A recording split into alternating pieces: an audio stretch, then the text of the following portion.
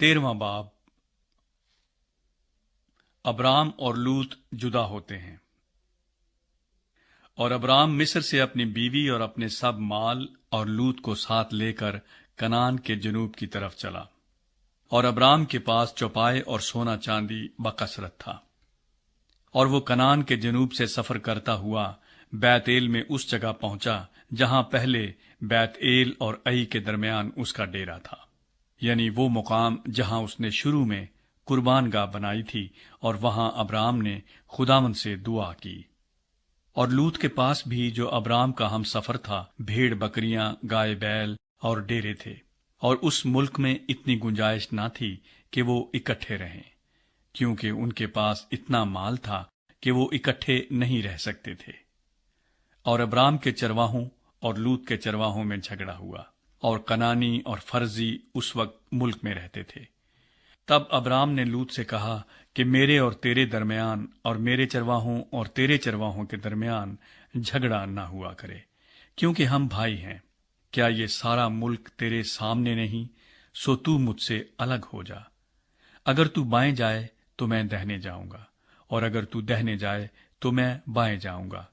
تب لوط نے آنکھ اٹھا کر یردن کی ساری ترائی پر جو سغر کی طرف ہے نظر دوڑائی، کیونکہ وہ اس سے پیشتر کے خداوند نے سدوم اور عمورہ کو تباہ کیا، خداوند کے باغ اور مصر کے ملک کی مانند خوب سیراب تھی۔ سو لوط نے یردن کی ساری ترائی کو اپنے لیے چن لیا، اور وہ مشرق کی طرف چلا، اور وہ ایک دوسرے سے جدا ہو گئے۔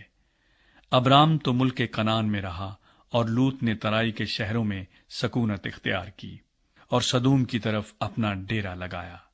اور سدوم کے لوگ خداوند کی نظر میں نہایت بدکار اور گناہگار تھے۔ ابرام حبرون کو جاتا ہے۔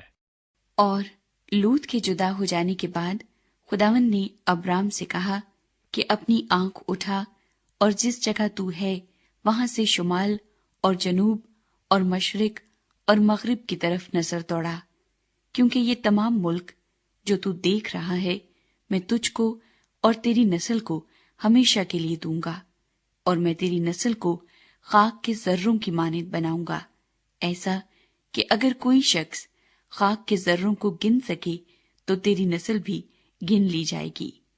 اٹھ اور اس ملک کے طول و عرض میں سیر کر، کیونکہ میں اسے تجھ کو دوں گا۔ اور ابرام نے اپنا ڈیرا اٹھایا اور ممرے کے بلوتوں میں جو حبرون میں ہیں جا کر رہنے لگا، اور وہاں خداوند کے لیے ایک قربان گاہ بنائی۔